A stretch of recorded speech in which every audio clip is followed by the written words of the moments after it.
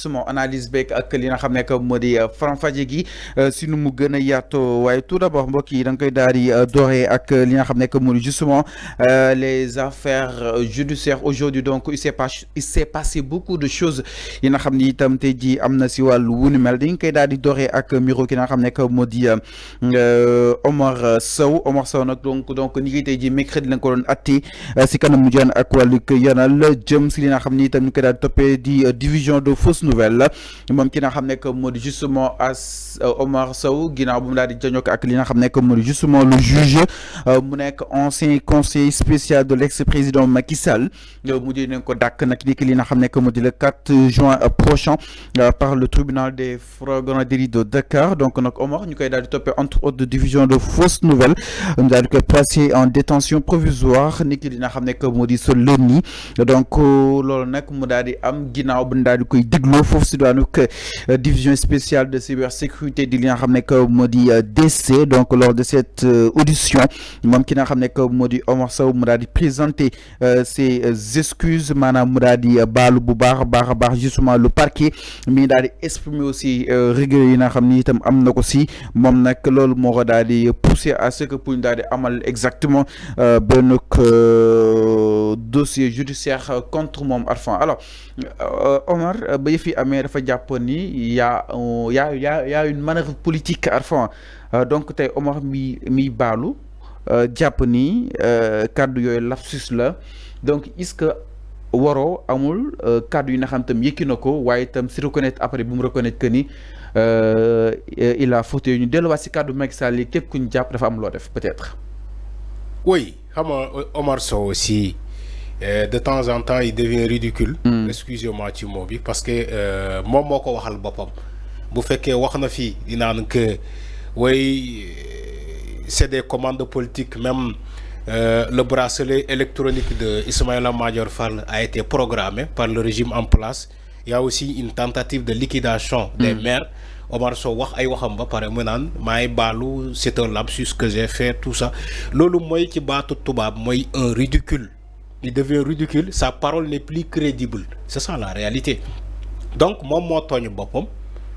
yóbbu boppam ci kanam yoon ñu nar ko àtte mu taxaw di présenter ses excuses devant tout le monde. Il fallait pas le faire. Serigne Niang dafa wax démb baat bu am solo quand il devient un récidiviste lii moo lay dal. Ok. Parfois on dit que non baal leen ko il n'est pas coutumier des faits c'est la première fois muy wax ay zaar wax ni mu publier wu comment dire mu excuser wu publiquement mais avec le cas de Omar Sow tel n'est pas le cas c'est yoo xam nga ko waxoon naa fii ci baatu ethnicisme boobu baatu ethnicisme bu mës a wax fii ba ñu jàpp ko il a présenté ses excuses ñu bàyyi ko wax na fi ay wax yu gën a fort sax yi donc Omar Sow boobu franchement seule justice kese moo mën a déterminer son sort c'est pas la presse il peut s'excuser la presse mu jël excuse yi partager ko dina wooy Omar Sow s'est excusé publiquement mais sauf que la justice en est une autre justice moo war a donc àtte dossier bi te justice boobu mooy xool ndax le lapsus qu'il a dit et les excuses qu'il a présentées est-ce que mën na am impacter qui son jugement parce que le jugement a été renvoyé pour le 4. Il faut s'attendre pour voir est-ce que les aveux qu'il a déjà donc endossé en disant que oui voilà je m'excuse c'est un lapsus que j'ai fait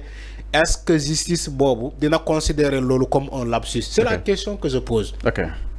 moom Omar Sow moo ko jàppee comme lapsus diffusion de fausses nouvelles lañ ko toppee est-ce que la justice mën na tey wax à la place de la diffusion de fausses nouvelles est-ce que justice mën na ne oui j'accepte le lapsus que Omar Sow. Pourquoi nga jàpp ni dugguleet c'est-à-dire donc Omar jàpp na ni c'est un récidiviste par rapport ak justement bien sûr les faits yi ñu koy daal di reprocher. parce que Omar Sow njëkkewu ci lii sëñ ba yow yaa ngi fi Omar Sow moo fi taxawoon waa ni ko waa Fuuta jóg leen Ousmane Sonko dafa leen bañ yaa ngi fàttali ko baatu yooyu ba ñu toppee ko mu ne non mu ngi excusé wu Sénégal ne cour coow li ne cour ci baatu ethnicisme mu démarqué wu mu ne maa ngi présenter mes excuses Omar Sow moo fi taxawoon di wax lu ne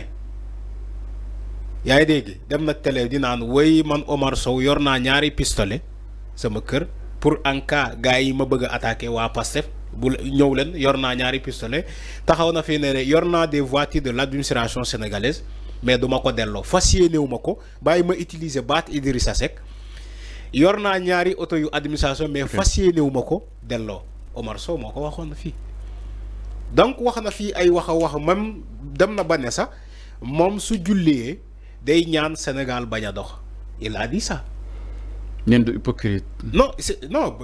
Voilà donc aujourd'hui bu ñu ko toppee ci ay diffusion de fausses nouvelles on sous-entend que il est un récidiviste que comment dirais-je récidiviste il est coutumier des faits donc yàgg na di employer ces arts de métaphore yàgg na di employer ces arts d'expression odieuse di ko yóbbu ci la toile publique donc soit il sera sanctionné pour ça ou bien yoon mooy xool lan lay def mais aussi avec sur l'application conformément à la loi ñoom ñooy xool ban sort la Omar Sow di wax en attendant son procès pour le 4. Alors mi ngi noonu exactement moom ki nga xam ne que moo di justement Omar Sow si kanam yoon ak wàllu yoonal par rapport ak kàddu yi nga xam ni itam yëkki woon na ko daal di koy jëmale si li nga xam ne que moo di justement le parquet jàpp ni incompréhension avant de see am